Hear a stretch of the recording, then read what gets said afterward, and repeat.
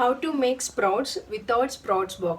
Come, I'll show to you. పెసల్ని మనం ఒక mixing bowl తీసుకొని ఈ విధంగా 2-3 టైమ్స్ వాష్ చేసుకొని 8 hours పాటు మనం నానబెట్టుకోవాలి. పెసలు అనేవి ఇలా బాగా నానిన తర్వాత ఈ విధంగా ఉంటాయండి. వీటిని ఒకసారి ఫైనల్గా వాష్ చేసేసుకొని వాటర్ అంతా కూడా మనం సపరేట్ చేసుకోవాలి. ఏదైనా హోల్స్ ఉంటాయి కదా, మనం అలాంటి జల్లెల్లో వేసేసుకొని బాగా ఇలా స్ప్రెడ్ చేసుకోవాలి. వాటర్ ఏది ఉండకుండా ఒక 5 hours పాటు మూత పెట్టేసి పక్కన పెట్టేసుకోవాలి. 5 hours తర్వాత మనకి స్ప్రౌట్ అనేది ఈ విధంగా స్టార్ట్ అవుతుందండి. సో మనకి స్ప్రౌట్స్ ఇలా రెడీ అవుతాయి అన్నమాట.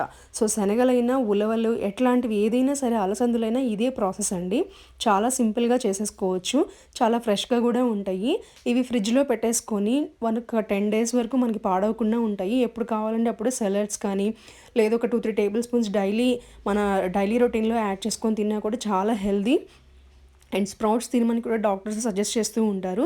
ఇది మీకు హెల్ప్ అవుతుంది అనుకుంటున్నానండి. స్ప్రౌట్స్ చేయడం ఎంత ఈజీనో, సో స్ప్రౌట్స్ బాక్స్ లేకుండా మనం స్ప్రౌట్స్ ఇంట్లోనే ఈజీగా చేసేసుకోవచ్చు.